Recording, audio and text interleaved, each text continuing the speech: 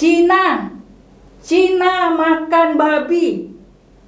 Cina, Cina karam. Orang Cina sama orang Melayu itu seperti anjing sama kucing.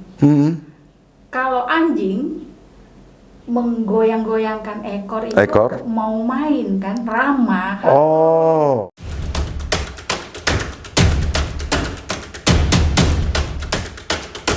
Ketika Cina bersepatu, barangkali rindu kita tetap berkabut, mengintip di celah-celah dedaunan bambu yang bergerombol, bawa rindu kita pada negeri tirai bambu.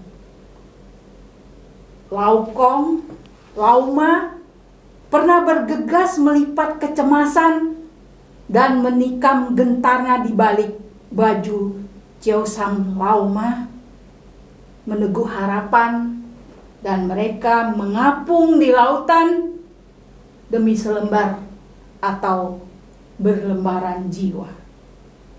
Saat perahu layar menepi, setelah berkawan mata angin, mereka bilang, "Ini negeriku sekarang.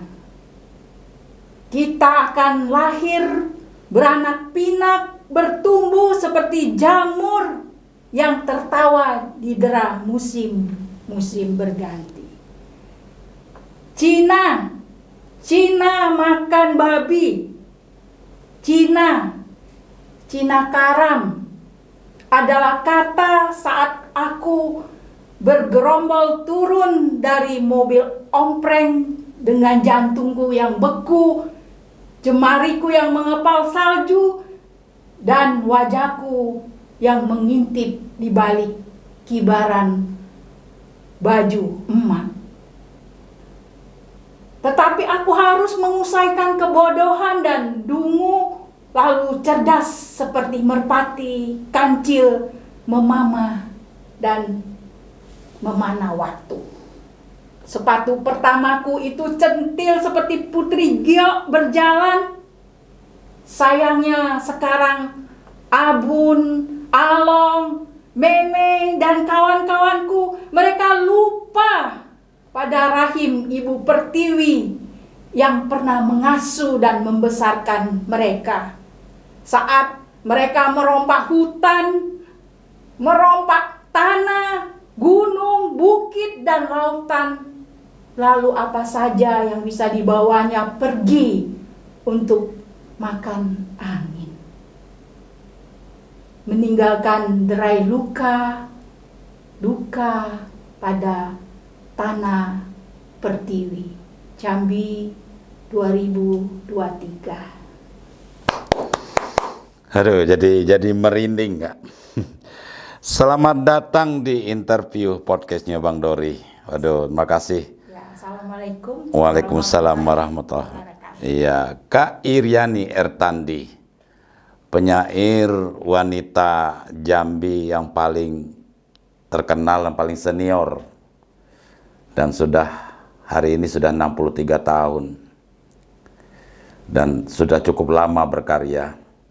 Mungkin masyarakat Jambi tidak banyak yang tahu, tetapi karya-karya beliau sebenarnya sudah saya katakan mendunia dan sudah ada diterjemahkan dalam bahasa Cina, Inggris ya, oleh penyair luar. Ya. Universitas Beijing. Iya, jadi mendengar tutur kata gaya berpuisi tadi, saya jadi ingat penyair Supadi Djoko Damono ya. Ya, itu guru. Profesor, jadi gaya bertuturnya gitu kan. Jadi ingat saya seperti itu dan sangat tradisi sekali Kak. Kak Iryani, tema kita ini harmoni kebangsaan kalau memaknai dari puisi yang kakak bacakan tadi. Tetapi juga saya ingin tahu, apa sih makna yang tersirat di dalam puisi itu? Adakah kaitannya dengan kondisi kekinian? Atau mungkin ya karena masih dalam suasana memperingati HUT kemerdekaan RI ke-78 ini? Atau apalah? Sehingga jadi seperti ada sesuatu yang tersembunyi, yang meledak. Gitu. Karena sebelumnya saya tidak pernah baca puisi kakak yang seperti ini. Gitu. Iya. Ada apa ini? Jadi ceritanya kan, saya tuh mau nangis Iya. saat dengar lagu Indonesia Raya itu. Kemarin ini. Ya. Iya. Terus berkumandang seperti itu, saya berpikir, kok kita sia-siakan ya Iya. negeri tercinta kita ini. Iya. Ya, sudah diperjuangkan dengan tetes darah, pengorbanan, Nyawa, darah, dan air mata. Cerita kan. Tetapi kenapa sampai hari ini kita disuruh miaranya aja kayaknya masih tanggung-tanggung. Memelihara kemerdekaan itu. Ya, memelihara kemerdekaan itu berarti kan si isi yang ada di dalam kemerdekaan itu kan harus bisa saling bertegur sapa dong. Harus saling mendoakan, ada tata krama, ada cinta lah di situ. Cinta sesama. Karena kita tahu kan negeri kita selain suku bangsanya banyak, ditambah lagi dengan suku bangsa yang menjadi bangsa Indonesia, ya, warga negara yang menjadi warga Indonesia. Saya tuh jadi kepingin kenapa kita tidak mengongkel ya, atau mendongkel harmoni bangsa itu, ya lebih lagi daripada kita, ya bolehlah kita memikirkan pembangunan, bolehlah kita memikirkan hari depan Indonesia, ekonominya, bolehlah kita memikirkan bahwa budayanya hebat, tapi ada satu yang sangat penting. Apa itu? Kenapa kita tidak mendongkel untuk saling menjadi bangsa yang tangguh? Bangsa tangguh itu adalah bangsa yang saling mengasihi, saling mencintai, dan berpegangan tangan dengan jujur, tapi bukan dengan karena ada apanya atau ada kamuflase. Itulah yang saya kepingin mengetuk kejujuran itu. Kejujuran itu. Sehingga ketika kita nyanyi Indonesia Raya, kita lihat bendera merah putih berkibar, kita berpikir aku harus berbuat banyak ya supaya ada cinta damai gitu, ada harmoni hidup itu. Begitu. Kenapa di dalam puisi tadi ada Cina, makan babi, apa segala macam? Apakah ada sesuatu yang tersirat di sana tentang itu adalah saya saudara-saudara Tionghoa? Apa karena Kak Iriani maaf keturunan Tionghoa, sehingga lebih berani bicara itu? Pesan apa sebenarnya? Sebenarnya saya berpesan begini, itu sebenarnya adalah luka masa lalu. Luka masa lalu. Nah, ini menarik. Apa ini? Jadi luka masa lalu itu ketika saya baru beranjak mau sekolah, itu sangat sulit bagi orang Cina itu sekolah. Di Jambi saat itu? Jambi. Di tahun berapa itu kira-kira? Mulai tahun 66 ya. 66. Saya berusia 6 tahun ya. Iya. Saya masuk SD-nya susah, masuk SMP-nya juga harus punya kekuatan lah gitu. Punya nyali. Saat itu ya? Dan yang lebih ininya lagi pas saya saat menjadi mahasiswa mau mendaftar di perguruan tinggi, kalau untuk di Jambi, saya itu yang pertama-tamanya orang Cina yang mau jadi mahasiswa begitu. Di Unja? Saya tidak di Unja, tapi di Unja itu kakak saya, orang Cina yang pertama. Terus yang kedua saya daftar di IKIP. Warga Jambi keturunan Tionghoa maksudnya. Yang pertama kali kuliah di Unja, kakaknya. Terus saya di Umbari. Oh, kakak di Umbari. Terus saya juga pertama kali yang menjadi pegawai negeri di tahun 1980. Oh ya. Satu-satunya. Warga keturunan Tionghoa di Jambi yang pertama kali jadi pegawai negeri. Oh. Jadi kok bisa ya jadi pegawai negeri saat itu? Saya tahu saat itu sulit ya. Itu kontras sekali perbedaan itu kan. Itu berdasarkan masa lalu yang pahit itu. Ketika saya dibully di sekolah, dari SD saya dibully Sehingga akhirnya saudara-saudara saya itu banyak yang menikah dengan brimob, dengan polisi. Oh gitu ya. Jadi saya bawa abang ipar itu untuk hadir di depan kelas, mau bilang ini jangan diganggu ya, ini adik saya, dia pakai baju seragam, saya sangat senang sekali waktu itu. Dan selamatlah hidup di SD. Terus pas sampai SMP tetap juga ada setorannya gitu, ada pokoknya harus bayar. Setoran. Oh ya, dipalaki lah, ya di sekolah ya. Pusing juga kan? Iya, ini kita cerita histori masa lalu ini ya. Tidak bermaksud masalah ras ya. Itu pengalaman. Pengalaman ya. Jadi, nanti akan ada benang merah kali ya yang bisa kita tarik dari situ. Saya lalu berpikir apa lah ya supaya saya ini ditakutin orang begitu. Oh gitu. Belajar kungfu loh. Sudah. Oh sudah. Karate, judo. Oh gitu ya. Saya belajar. Oh belajar. Sama saudara itu.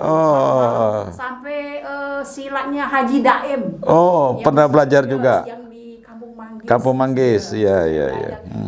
Itu satu, berarti kan keren ya. Wah hebat ya. Saya pikir apa lagi lah ya supaya saya ini bukan dianggap, minimal tidak diganggu. Tidak dibully istilah sekarang ya. Akhirnya kebetulan saya ketemu dengan satu guru bahasa Indonesia. Dia kayaknya mungkin tertarik dengan kehidupan saya yang suka nulis-nulis. Oh, berarti menulis ini memang sudah sejak baru mulai masuk sekolah tuh udah suka nulis. Tahu kenapa saya jadi penulis? Karena saya takut jajan di luar. Oh. Aduh, sedih ya. Takut jajan keluar nanti. Pas keluar main, kan semua kan akhirnya disuruh keluar. Iya. Dompet kawan yang ya jam istirahat sekolah ya. Kalau keluar main istilahnya kita jambi nih. Saya dipanggil, Iriani katanya. Kamu juga keluar katanya. Iya, jangan dalam kelas. Nanti kalau ada yang hilang, kamu tertuduh. Oh, gitu ya. Saya bilang, saya sampai mohon, janganlah Bu, khusus untuk saya inilah. Jangan saya jangan keluar katanya. Oh, gitu. Jadi akhirnya kawan-kawan jajan di kantin, mereka makan-makan, saya di dalam ya menulis itulah, dari sana lah. Oh, karena di dalam kelas tidak berani keluar, takut dibully, akhirnya memanfaatkan waktu ya. Iya, akhirnya memanfaatkan waktu untuk menulis ya, mengarang istirahat dulu ya. Terus ada guru itu, ya itulah ya, seorang guru itu jeli ya. Iya, jeli. Terus saya dipanggil, coba kamu ikut ini. Wah, sejak itu saya jadi juara terus. Sudah jadi juara terkenal kan. Nah, hidup saya mulai nyaman. Gitu ya. Karena mereka kepingin bersahabat dengan. Iya. Nah, jadi pesan moral apa yang bisa kita tarik sekarang nih? Dari pengalaman-pengalaman tadi, bagaimana kelompok minoritas saat itu ya. Kita tahu bahwa di Jambi juga banyak saudara-saudara kita keturunan Tionghoa.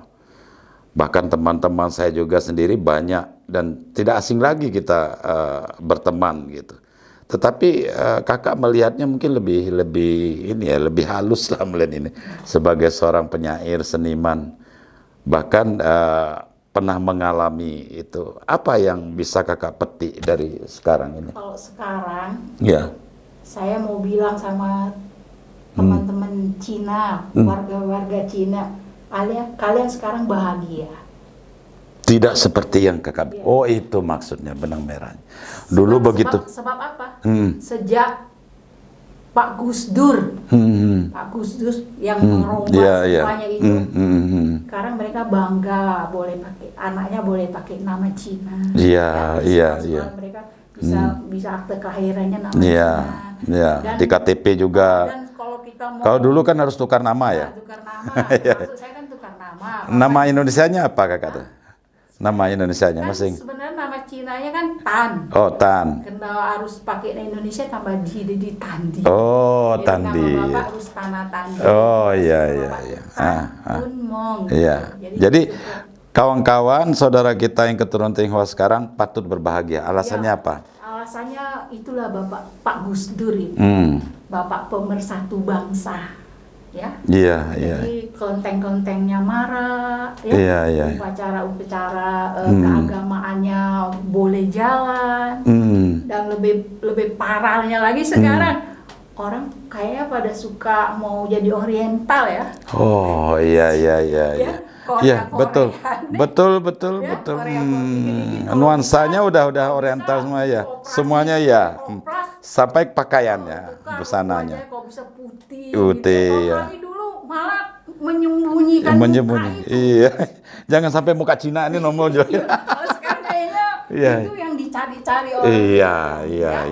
Apalagi kita lihat Agnes Monica bisa berprestasi, ya kan? Nah, itu. Bahkan sudah bisa bikin partai sekarang, ya. Bikin partai. Jadi saya pikir momen yang paling hebat adalah sosok Gus Dur itu. Gitu ya. Itu yang tidak bisa dilupakan, ya, perjuangan. Tidak bisa dilupakan oleh perjuangannya dan khususnya oleh orang Cina yang ada di Indonesia. Lalu dengan begitu apakah sudah selesai kebersamaan yang kakak maksud tadi? Benang merahnya itu di mana? Belum. Karena ini mereka saling menyimpan luka lama. Begitu. Jadi gini, filosofinya orang Cina sama orang Melayu itu seperti anjing sama kucing. Kalau anjing menggoyang-goyangkan ekor itu mau main kan, ramah. Oh, isyaratnya seperti itu ya. Tapi bagi kucing, iya, saat menggoyangkan ekor itu siap buat bertempur. Oh, bisa. Salah pemahaman. Bisa memahami. Miskomunikasi ya. Iya, itu begitu. Jadi sementara orang Cina merasa, aku dulu ditindas, ya kan? Aku ada di negeri ini adalah karena kekuatan jiwa ragaku yang berdarah-darah, sehingga aku berhasil, ya kan? Iya. Bagi orang Melayu, ya kan? Orang Melayu melihat orang Cina, wah sombongnya kamu sekarang. Kamu sudah bisa menguasai pasaran, kamu udah bisa menguasai apa saja. Ekonomi lah ya.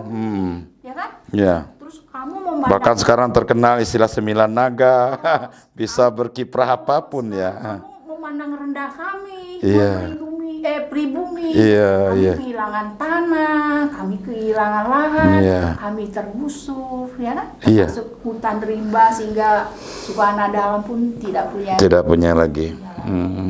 Itulah bagaimana harus kita pasang satu benang merah itu supaya kesalahpahaman itu bisa hilang.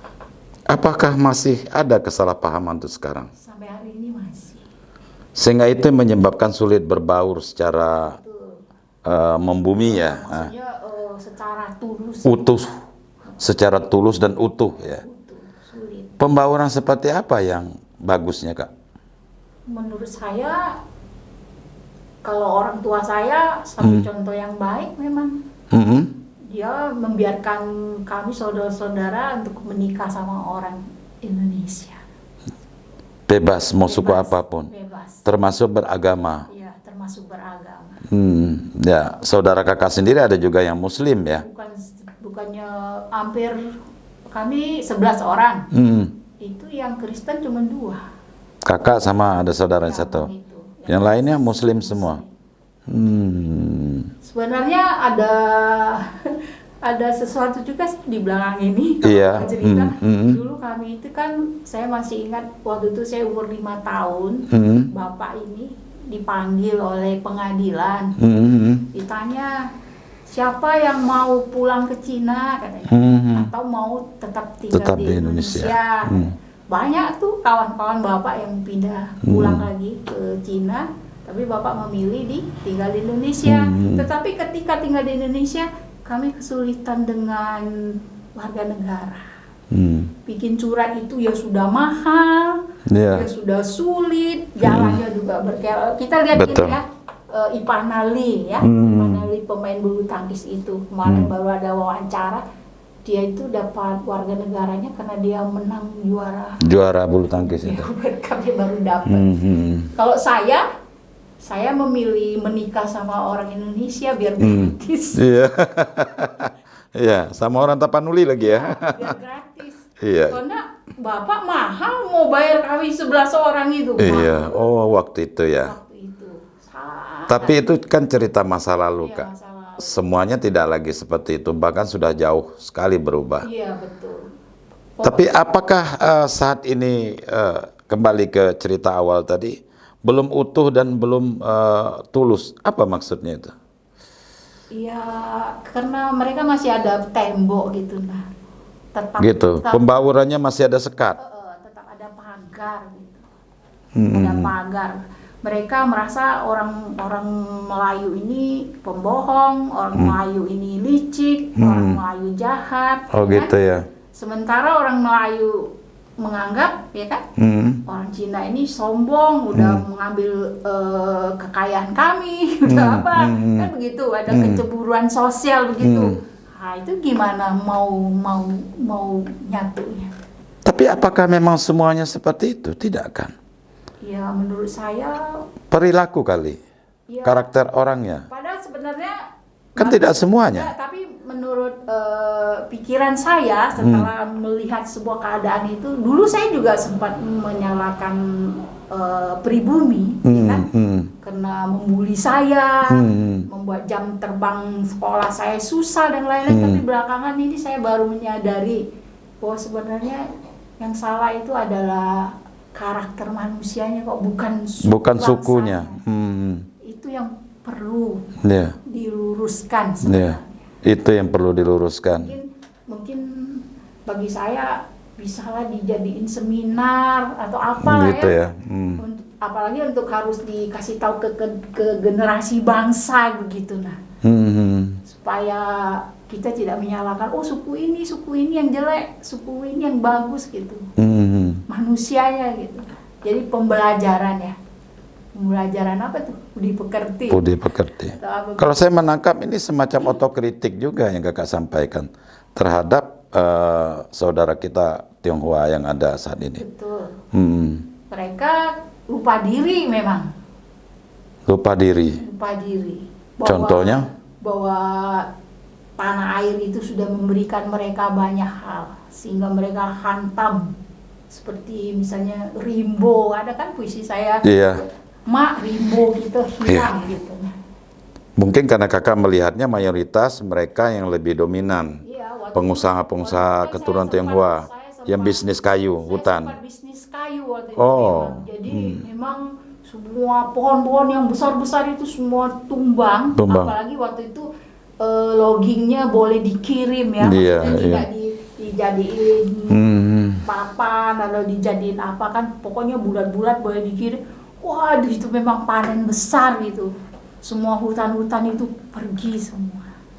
Dan itu yang membuat mereka menjadi kaya, menjadi konglomerat. Kaya, tahun 7, yang tadinya tidak ada apa-apa. 680 siapa yang berani bawa Shinso masuk hutan, ngomong sedikit dengan birokrasi, Oke. baru ada pembenahan ya, baru ada izin HPH lah, baru ada segala macam pembenahan itu. Tetapi ya namanya juga mereka bekerjanya malam gitu ya, setengah mencuri apa begitu. Iya. Tidak bisa dikendalikan juga. Kakak melihatnya ke depan seperti apa? Bila harmoni seperti ini tidak tulus dan utuh, Kakak bilang tadi. Ya, bagi saya nanti terpecah dua pasti gitu. Akan ada seperti itu. Ada. Kalau tidak ada mau buka keran gitu. Diantisipasi dari sekarang gitu. Nanti kita bisa lihat lah mereka yang konglomerat begitu, ya kan? Sementara orang-orang pinggiran itu terbuang, itu kan kelihatan sekarang ya. Iya. Gap itu, jenjangnya itu kelihatan ya. Turun naiknya itu. Antara miskin dan kaya ini. Ya, itu. Kakak buka-bukaan aja Kak, ini sepertinya ada sesuatu lagi yang menjadi sekat, belum ini kan. Ada kegelisahan lain barangkali. Mungkin saya menangkap keprihatinan Kakak terhadap orang-orang pribumi ya, katakanlah begitu ya, orang Melayu istilah Kakak tadi yang kondisi kehidupannya sekarang banyak yang sulit. Sementara ya mereka-mereka yang keturunan Tionghoa tadi lebih banyak menikmati kemerdekaan kan itu. Walau tidak semuanya hidupnya senang, tapi mayoritas mereka memang diberi fasilitas, diberi kemudahan. Nah, lalu apa yang mesti harus dia lakukan? Ya, saya menghimbau. Kita tidak bisa berbuat banyak. Kita menghimbau golongan saya ini. Saya berani ngomong karena saya Cina. Golongan Cina, kasihanilah negerimu, kasihanilah orang-orang pinggiran. Dan kita tahu ada juga sih beberapa yang menerapkan menerapkan etika baiknya untuk negeri ini kan kita lihat banyak. Tapi belum banyak. Ya, belum banyak. Maunya sebanyak-banyak mungkin lah.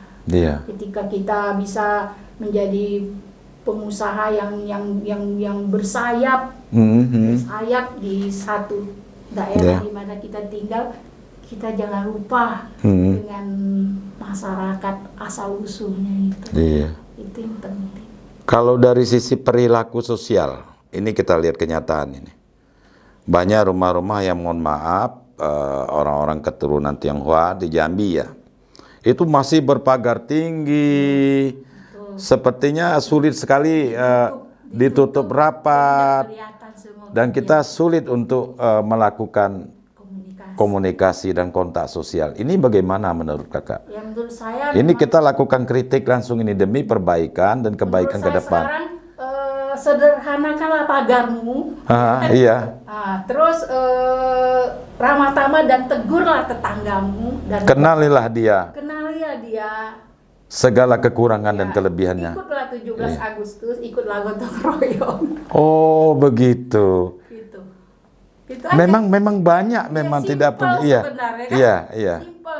Paling tidak hari Minggu, pas kita udah capek ngitung kejar dolar, kejar cuan, keluarlah ya. Say hello, hi. Om saya di Jakarta, itu konglomerat Jakarta, punya Gajah Mada, itu yang sama Aldiron Plaza, banyak usahanya juga. Dia itu setiap minggu, dia pasti bawa nasi bungkus 1 mobil. Ikut sama-sama. Ya, dan saya pernah ikut.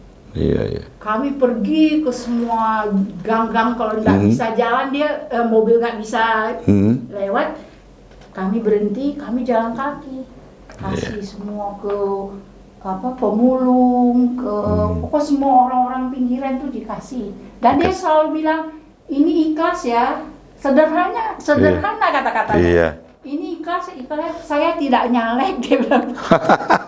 Oke, sebelum kita lanjutkan, ini makin menarik ini. Kita minta subscribe dulu penonton kita.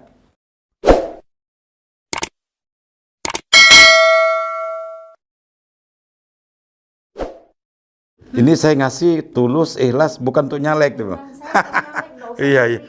Oh, gitu ya. Setiap minggu dia jalan. Sampai sekarang umur sudah 89 tahun. Dia juga satu-satunya penyumbang besar di Taman Mini Indonesia untuk anjungan Jambi. Jadi saya lihat Pak Yusuf Hamka itu juga bagus ya, konglomerat. Pak Tandu. Oh, Pak Tandu ya. Masih hidup? Masih hidup. Iya. Dia bikin gerobak untuk yang 2S, dia bikin gerobak yang untuk orang angkut. Iya. Jadi menarik itu kata, sederhanakanlah pagarmu, ikutlah hari Minggu bersama warga, gotong royong. Agustusan ikut sama-sama lomba. Nah, ini barangkali yang kurang dalam hal memaknai kemerdekaan tadi. Jalan itu kan maksudnya say hello lah gitu. Iya. Kalau begitu ya, kalau kita boleh ya, ini otokritik lagi terhadap kawan-kawan keturunan Tionghoa. Memang menurut kakak belum begitu membumi mereka bergabung atau bersama-sama dengan kalangan pribumi ini, begitu. Terus saya mau kritik juga sama pribumi juga. Iya, boleh. Ya kan? Kita harus kerja keras. Iya. Supaya kita bisa mengejar etnis Tionghoa. Dia bisa kaya, kenapa kita tidak? Kita punya tanah air ini. Iya. Jangan kita hanya cemburu sosial saja. Oh, enggak ada masa depan kalau sudah diambil acong. Jangan takut. Jangan takut. Jangan takut. Tuhan pasti masih Iya. membantu. Tapi mungkin kiatnya, Kak, bisa sukses itu orang Tionghoa gimana sih? Yang jelas orang Tionghoa ini persatuannya hebat. Terus dia itu saling mendukung gitu. Saling mendukung satu. Nomor duanya dia ini pendobrak. Istilah berani mati. Oh. Jadi dia sekali jalan mau impes itu dia tidak lihat kiri kanan. Berani mencoba dan ambil resiko gitu ya. Dia pede, dia percaya diri oleh itu. Gitu. Kalau maaf kata orang kita lebih banyak hitung-hitungnya di kertas. Iya. Ya Melayu lah ya kita, pribumi ya. Hitung di kertas, terus banyak pemikiran, banyak mau tanya sini tanya sana. Nah, akhirnya. Ya menarik sih, di tengah saat ini kita seringkali atas nama Pancasila kita tidak lagi bicara ini pribumi dan ini non pribumi. Tapi realitanya seperti yang Kakak bilang tadi masih belum bisa membaur secara utuh ya dan tulus. Mungkin ada sesuatu yang menyekat ini Kak sehingga sulit itu. Selain ya kalau dendam masa lalu, semua kita punya masa lalu. Apalagi kira-kira yang kuncinya ini supaya membuka keran, Kakak bilang tadi. Ya. Bagaimana cara membuka keran itu? Kunci pertama ya, marilah kita serahkan kepada ini orang-orang yang tokoh-tokoh agama. Entah itu dia pendeta, entah itu ustadz, ya kan? Dalam ceramah-ceramahnya masukinlah harmoni bangsa ini. Oh begitu ya. Pengajaran buat anak-anak ya, dasar-dasar itu di sekolah-sekolah. Berhentilah saling menghasut, berhentilah saling di sekolah-sekolah juga. Terus yang merasanya orang Cina itu ya jangan menggoda-goda begitu. Misalnya sekolahnya harus sekolah yang hebat, ya kan? Ya kan begitu. Sekolah yang mahal. Kalau bisa ada yang lebih mahal. Iya. Coba-cobalah sekali-sekali itu pergi ke sekolah negeri. Iya, supaya bisa membaur. Nah ini juga Kak yang sebenarnya ingin saya sampaikan. Anak saya itu dari SD-nya sampai SMA-nya itu negeri. SD Impres gitu ya kan. SMP negeri. Kuliahnya di Universitas Negeri Jambi. Ya benar, saya lihat itu, saya tahu kan. Iya gitu cara untuk membaur. Iya, akhirnya mereka diterima. Dan akhirnya juga dia dapat suaminya bukan orang Tionghoa lagi. Iya, karena dia takut Cina yang bersepatu. Iya. Iya begitu ya. Maksud saya Cina bersepatu itu saya tidak menyinggung semua orang. Saya mau bawa satu pesan gitu. Supaya kita itu merunduklah seperti padi, ya kan? Makin berisi, makin merunduk. Makin merunduk. Terus sesederhana seperti air lah, ya. Mengalir aja. Terus sederhana seperti rumput gitu. Apalah artinya hidup kita ini kan? 70, 80 udah berangkat gitu. Jadi kenapa kita harus? Iya, karena Kakak tadi sudah menyinggung nama Gus Dur. Artinya keran ini sudah dibuka, harmoni ini sudah dibuka oleh almarhum Gus Dur. Iya. Dan itu belum pernah dilakukan oleh pendahulunya. Pemimpin yang lain.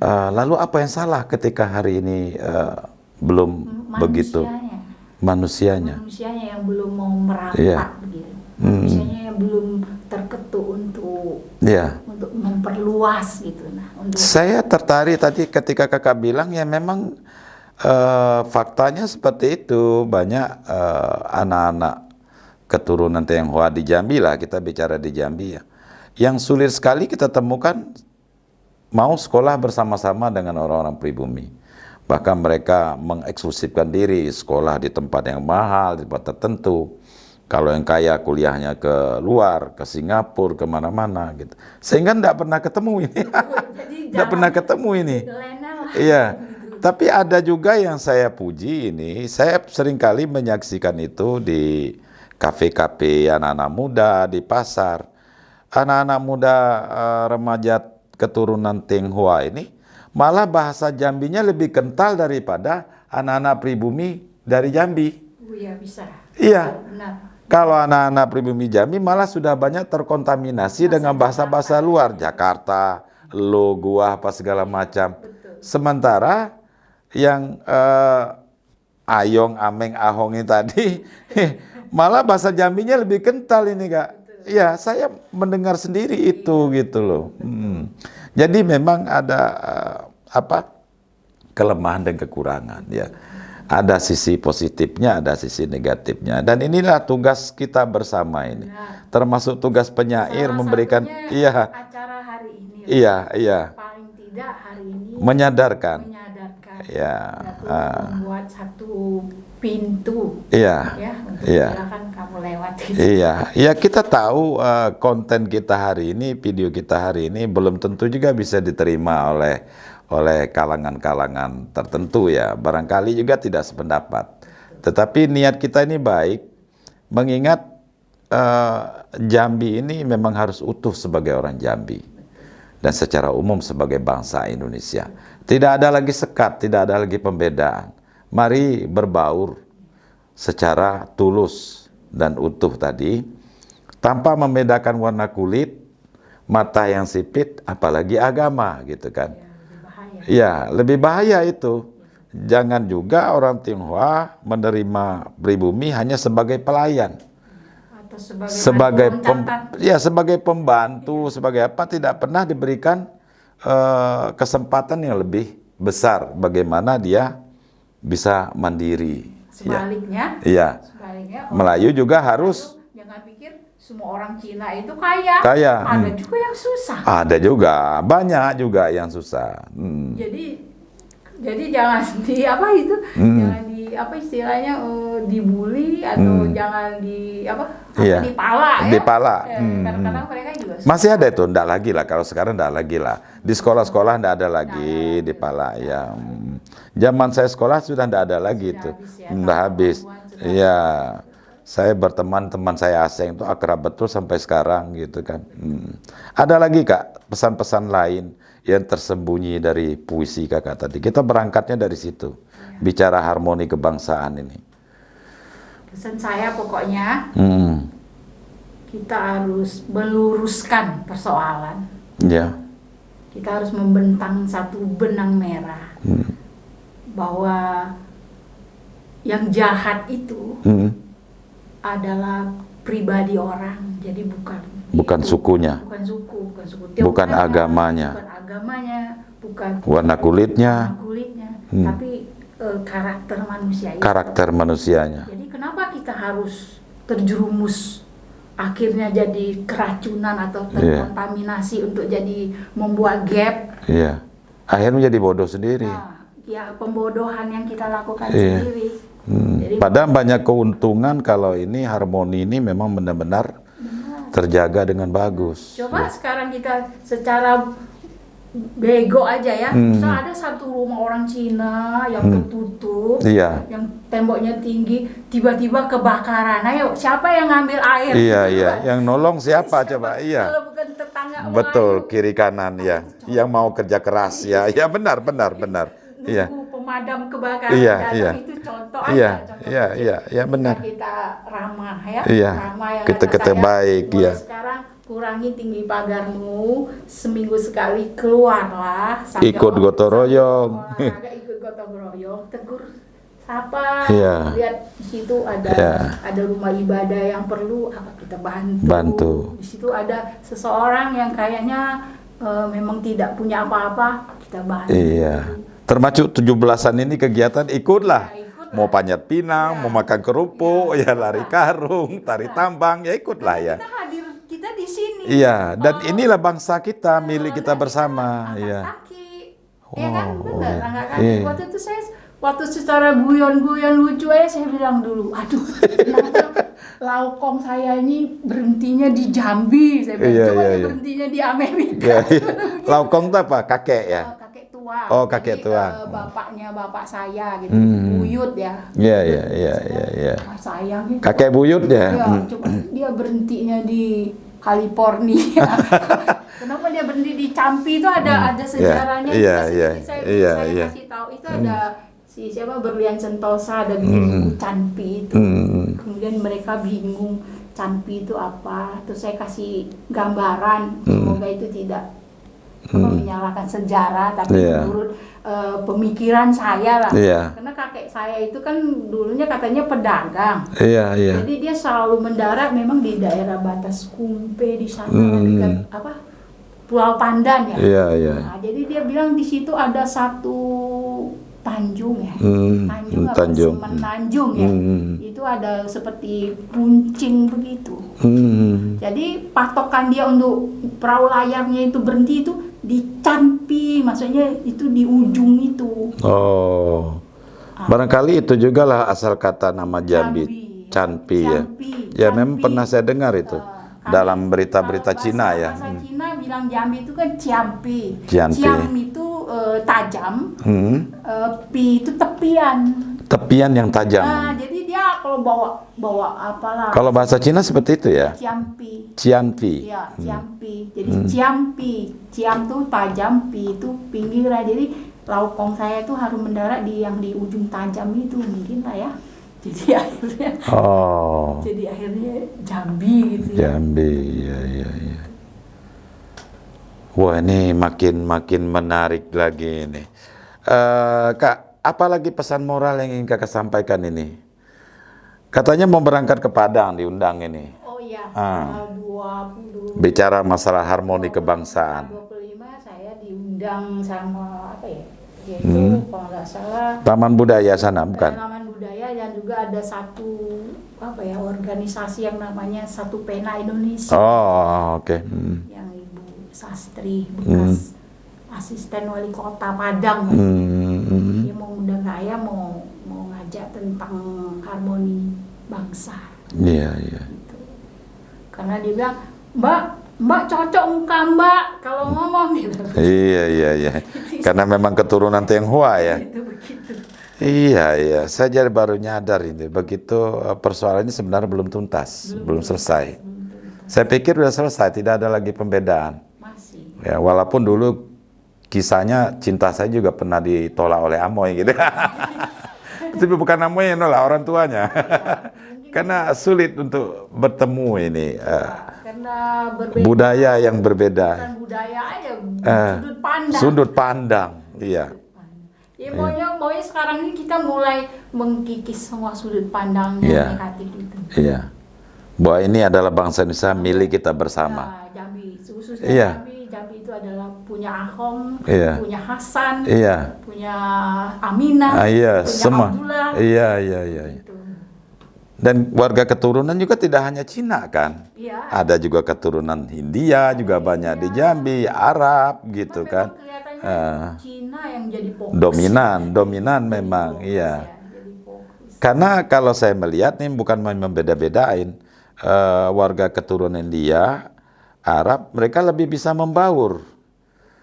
Lebih bisa bersama. Mungkin karena kulitnya sama-sama hitam kali. Iya. Orang Cina ini langsung nampak. Nampak.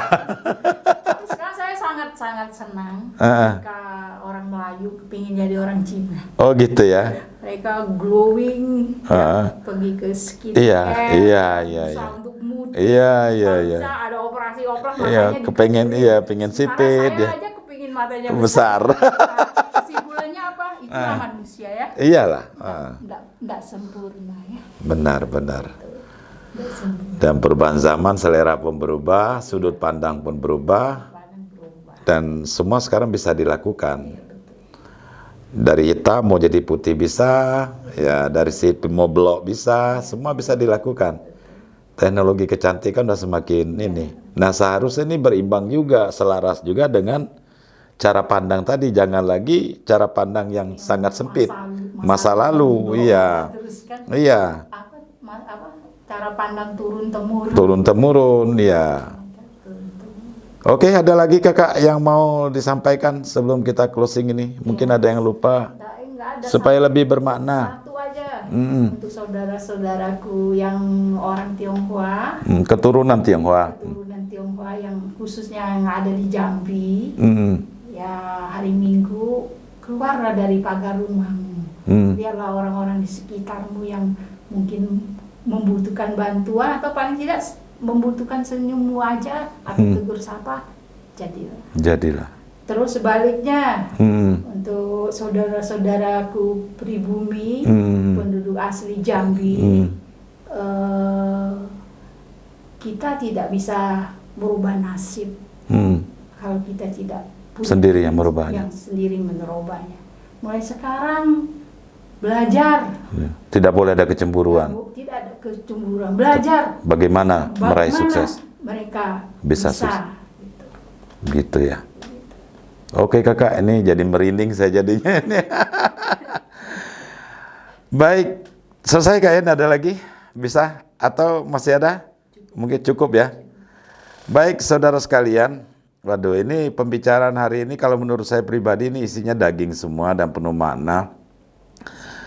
Tidak ada maksud kita untuk bicara masalah ras di sini yang negatif ya, apalagi berbau rasis. Tapi ini semata-mata bicara harmoni kebangsaan, khususnya di Jambi. Bagaimana Jambi ini dibangun dengan kebersamaan yang utuh, dengan ketulusan mengingat yaitu tadi beberapa fenomena karakter masyarakat yang masih perlu kita luruskan itu tadi ya.